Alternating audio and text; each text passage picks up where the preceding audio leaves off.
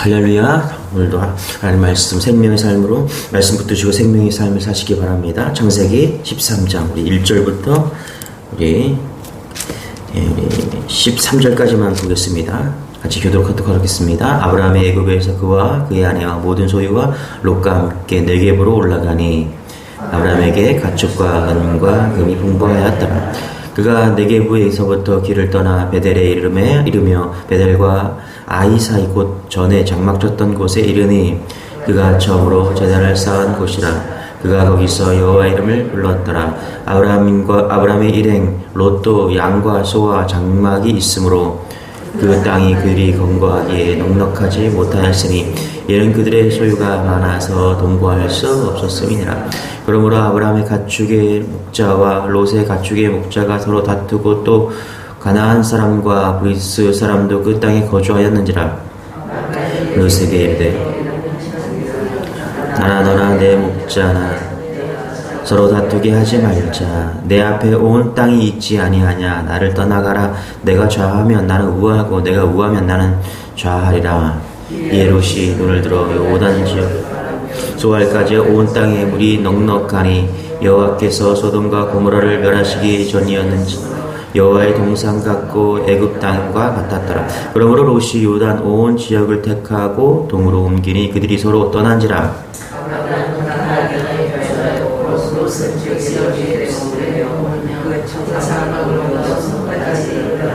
소돔 사람은 여호와 앞에 악하며 큰 죄인이었더라. 롯이 아브람 13절까지. 자, 오늘 우리가 너무나 잘 알고 있는 말씀이죠. 복 받는 비결입니다. 그죠? 복을 많이 받으시기 바랍니다. 여기 보면 복 받은 사람이 누구냐? 아브라함입니다. 근데 얼마나 많은 복을 받았느냐? 1절, 2절에 보니까 우리 다시 한번 읽어볼게요. 시작. 아브라함이 애굽에서 그와 그의 아내와 모든 소유와 롯과 함께 네겝으로 올라가니 아브라함에게 가축과 은과 금이 풍부하였더라. 성경에 풍부하였다 이렇게 이야기할 정도면 엄청난 거죠. 그렇죠? 엄청난 축복을 받았다. 그런데 이제 본문을 잘 읽어보면은 복 받은 사람 옆에 있다가 덤으로 복 받은 사람이 있습니다. 그게 누구죠? 롯입니다. 롯. 우리 5절 같이 한번 읽어볼게요. 시작. 아브라함의 일행 롯도 양과 소와 장막이 있으므로. 그렇죠? 여기 보니까 아브라함의 일행 이렇게 얘기합니다. 롯도 양과 소와 장막이 있으므로. 이제 아브라함의 일행이래요. 이것은 뭐냐면 이것은 덩달아 이렇게 해석할 수 있다는 것입니다. 여러분 하나님의 복 받은 사람 되십시오. 예, 또 그렇지 않으면은 복 받는 사람 옆에 있으시기 바랍니다. 그러면 덩달아 복을 받습니다. 벼락 맞는 사람 옆에 있으면 벼락 맞고요. 복 받는 사람 옆에 있으면 복을 받습니다. 은혜 충만한 사람 옆에 있으면요. 은혜 충만합니다. 감사가 넘치는 사람 옆에 있으면요. 덩달아 감사하게 됩니다. 여러분 찬송하는 사람 옆에 있으면요. 찬송하게 됩니다. 이것이 성경의 원리라는 것이죠. 긍정적인 사람 옆에 있으면 자기도 긍정적으로 변합니다. 이게 성경의 원리예요. 여러분 긍정적인 사람이 되든가요? 그게 안 되면은 복 있는 사람이 되든가. 그게 안 되면 어떡해요? 복 있는 사람 옆에 있는 여러분 되시길 바랍니다. 그래서 우리가 주님의 교회 모든 이 새벽에 나와 예배드리는 모든 성도들은요 어떻게 해요? 복 있는 사람이 되든가 아니면 복 받는 사람이 옆에 있든가 덩달아 복을 받는 그런 은혜가 있기를 소망합니다. 얼마나 많은 복을 받았는지 하도 복을 받아서 넘쳤습니다. 6절, 7절, 8절 같이 한번 시작. 그 땅이 그들이 동거하기에 넉넉하지 못하였으니 이는 그들의 소유가 많아서 동거할 수 없었음이라. 그러므로 아브라함의 가축의 목자와 롯의 가축의 목자가 서로 다투고 또 가나안 사람과 브리스 사람도 그 땅에 거주하였는지라. 아브라함이 롯에게 이르되 우리는 한 친족이라. 하나 너나 목자나 내 목자나 서로 다투게 하지 말자. 여기 보면은 아브라함의 성품이 나오죠. 8절에 보니까 어떻게 해요? 서로 다투게 하지 말자. 복을 받아서 나눠야 하고요. 다툼이 생길 정도로 아브라함은 놀랍게 축복을 받았습니다. 그런데 이 정도면은 이제 다툼이 일어날 정도니까 어디로 가야 될지 하나님께 물어야 되겠죠. 기도해야 되겠죠. 그런데 아브라함이 기도했다 그런 이야기가 없습니다. 왜 그랬을까요? 왜 아브라함은 기도하지 않았을까요? 좀 더 생각해 보니까 이거 간단한 것 같아요. 뭐냐면 다툼과 분쟁을 하나님이 원하시지 않는다는 것을 아브라함은 알고 있었죠. 그래서 기도할 필요가 없었다. 뭐 이렇게 좀 정리해 볼 필요가 있는데요. 여러분, 우리가 인생에 그래요. 뻔한 거 있어요. 뻔한 게 있어요. 그걸 뭘 구하냐 이렇게 생각할 수 있습니다. 그걸 구하는 것보다는 순종이 필요하다. 다투지 않을 힘, 순종의 힘이 필요하다. 사실 아브라함은요, 자기가 결정할 수 있었죠. 나이로 보나 위치로 보나 힘으로 보나 아브라함이 주장하고 결정할 수가 있었습니다. 결정하고 롯에게 야 절로 가, 너는 저쪽으로 가라, 이렇게 통보해 주면 됩니다. 그런데 어떻게 해요? 축복하고 내어주는 사람이 아브라함이었다는 것이죠. 여러분 잘 보세요. 다투지 않았습니다. 아브라함은 다투지 않았어요. 그리고 어떻게 해요? 축복하면서 보냈다라는 것입니다. 축복하면서 보냈다는 것은요, 뒤끝이 없고 좋은 인생을 살고 있는 것입니다. 아브라함이. 끝이 좋아야 되겠죠. 그렇죠? 여러분, 그런데 잘 보면요, 다투지 않고 축복하면서 보냈다. 끝이 좋은 인생을 살았다. 순종했다. 이게 기도해서 얻을 일입니까? 기도해야 될 일이에요? 아니, 이거는요, 잘 보면요, 기본적이고 아주 보편적인 성격을 이야기합니다. 다투지 말아야 된다. 이거 모르는 사람 없잖아요. 그렇죠? 이 보편적인 거예요. 그 다음에 사람은 축복하면서 보내야 된다. 이것도 보편적인 거잖아요. 우리가 그 기본적으로 알고 있는 보편적인 성품인 것이죠. 이것을 뭐 다투지 말아야 되나? 사람을 보낼 때 축복하면서 보내야 되냐? 그런 거 아니잖아요. 그냥 다 알고 있는 사실입니다. 보편적인 그런 것도 있죠. 뭐냐면 서로 사랑하십시오. 여러분, 서로 사랑해야 되는 거를 기도해야 됩니까? 아니죠. 이거는 보편적인 거잖아요. 서로 사랑하고 서로 섬기십시오. 이거는 특별한 메시지가 아닙니다, 여러분.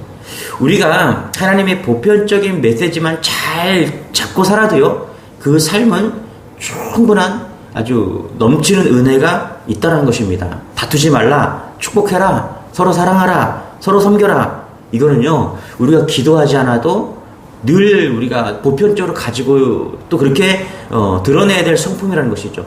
아브라함은 이것을 알았다는 것입니다. 그래서 기도하지 않고 좀 괜찮은 거죠. 아브라함 괜찮은 사람인 거죠.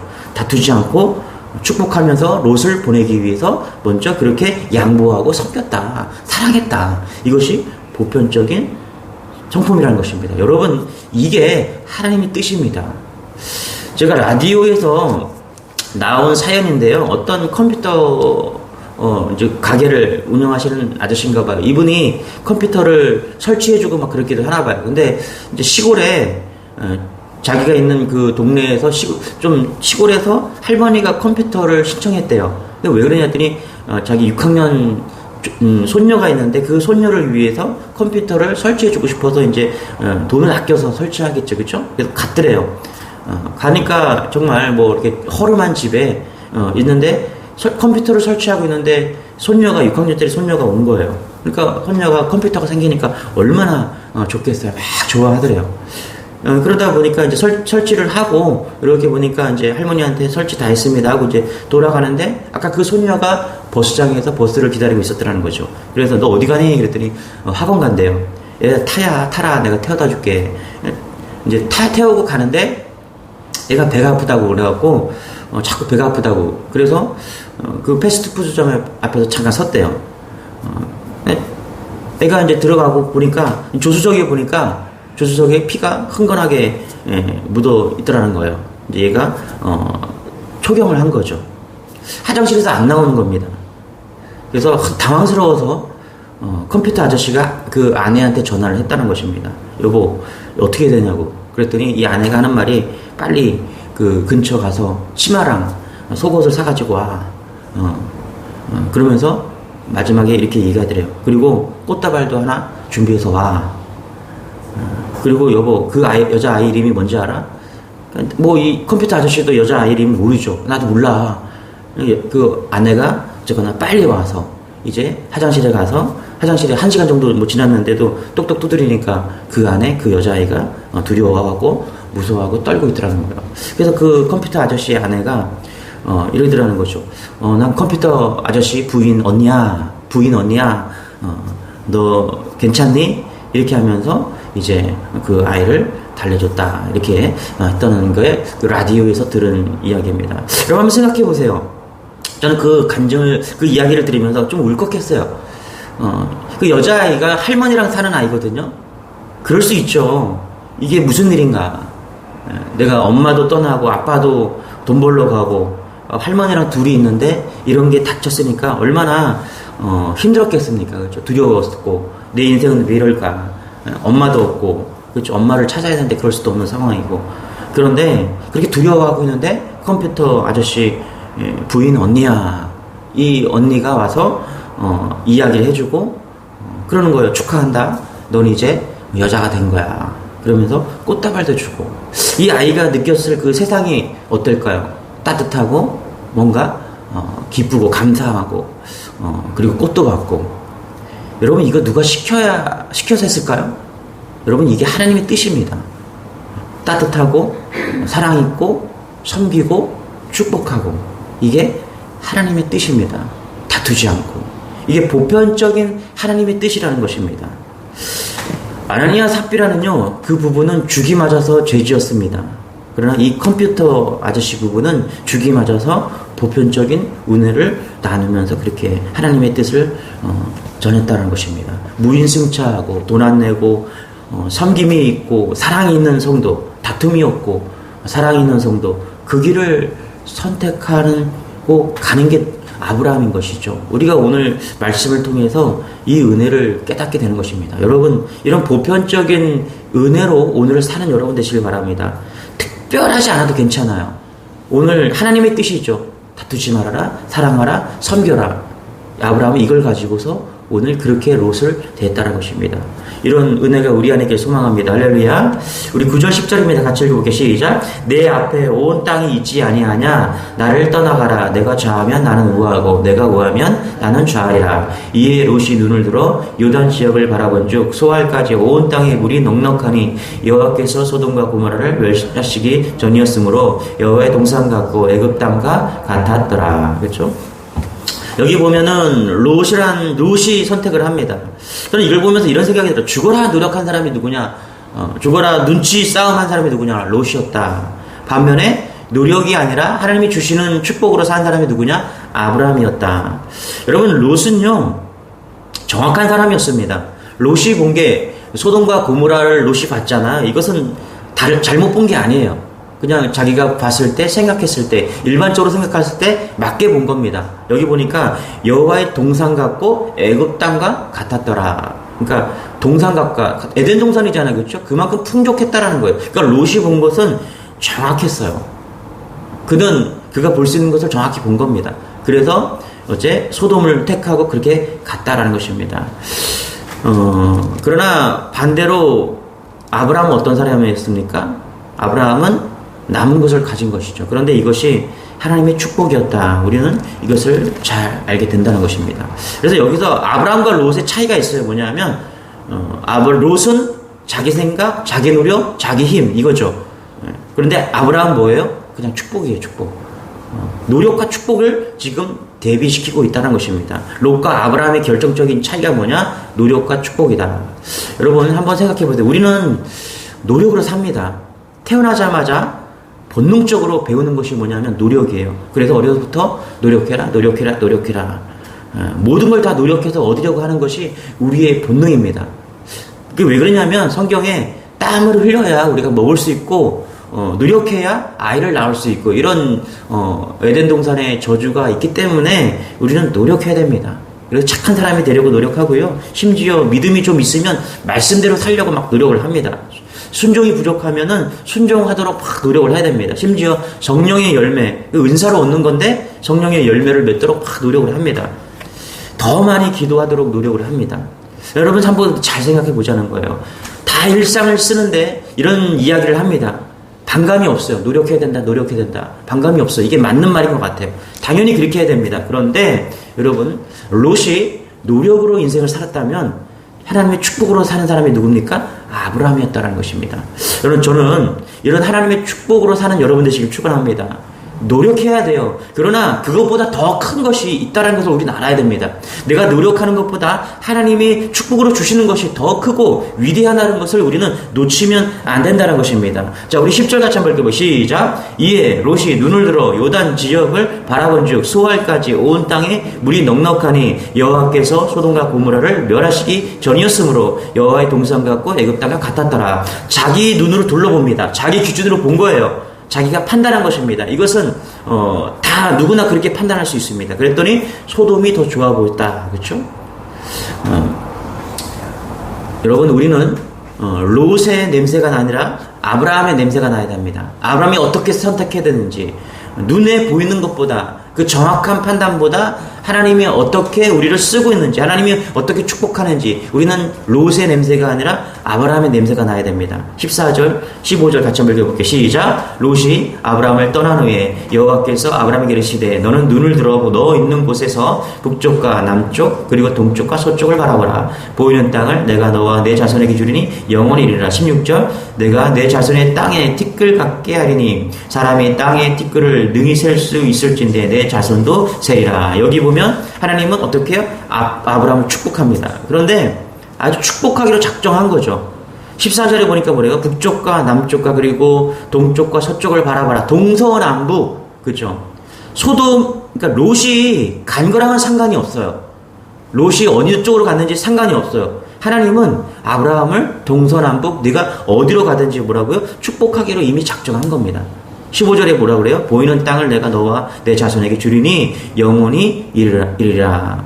이것은 네가 어느 동서남북 어디로 가든 내가 너를 축복하겠다. 이렇게 하나님이 작정하고 있는 것입니다. 여러분, 하나님의 축복입니다.